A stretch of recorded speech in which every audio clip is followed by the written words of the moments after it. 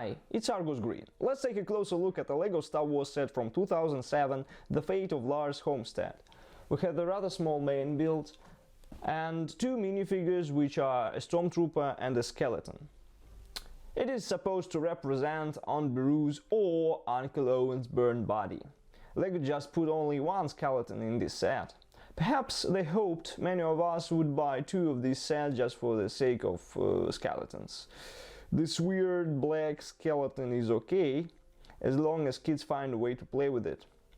And I should tell you, this whole thing is quite playable. You will see. Back to the minifigures. The second one is an Imperial Stormtrooper with just a standard blaster, an old blaster. And yeah, it's not a disguised Boba Fett. The guy has just yellow abyss under the helmet. So, as much as we like our Star Wars theories, we have to stick to the official Imperial Stormtroopers burned down Lars Homestead canon version. But as I said before, the Stormtrooper has only a blaster. No flamethrower, nothing. Maybe, just maybe, Robot Chicken is Disney canon now, and a friendly trooper dropped by Owen and Beru's house for a cup of blue milk and then burned it down by accident. That could be what happened that day. The main thing, the building is rather simple, primitive, but it serves its purpose well, as an anniversary set should. No moisture evaporator is included in this set, and it's a shame really. A Lars Homestead with no moisture evaporator, what's next? Toshi Station without power converters, a rage hive with neither scum nor villainy. So, anyway, back to the homestead. I should point out, as many nerds have already done throughout these years, that this is not a homestead, really. Because it's just, the top of the whole structure. But LEGO company doesn't care, they just make another Yoda's hut, but with sand-colored parts, and name it Lars Homestead. As you can see, the design implies burnt version of the homestead, with all these wisps of smoke.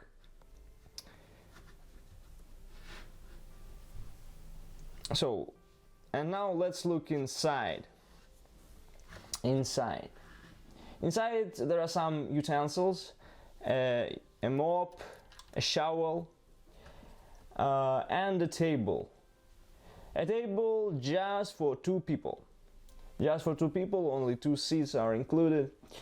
Yeah, no family gathering with Luke, unless you add a seat. Maybe in this world Luke's uncle has finally given up on him and let him go to the academy, so Lars just took out the third seat.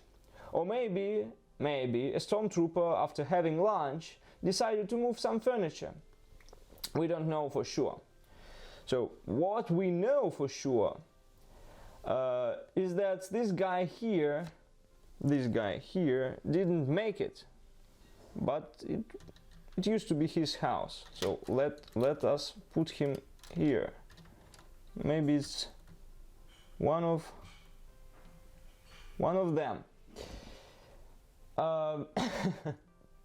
And a cup of blue milk wasn't of much help for this guy. So, what is the fate of Lars Homestead? Who inherited this place? This stormtrooper over here? Don't think so.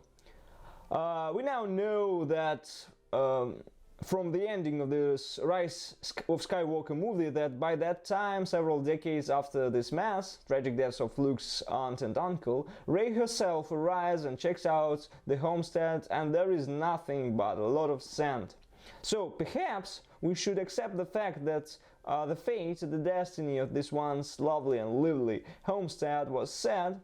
There is no hope for it. But there is hope for Luke, of course, who decided to embark on his rebel Jedi path right when he saw his house, his closest relatives, everything he had known by that moment, just completely destroyed. I think this set perfectly represents this something which could be tragic, but nevertheless important for our own hero journey. What do you think?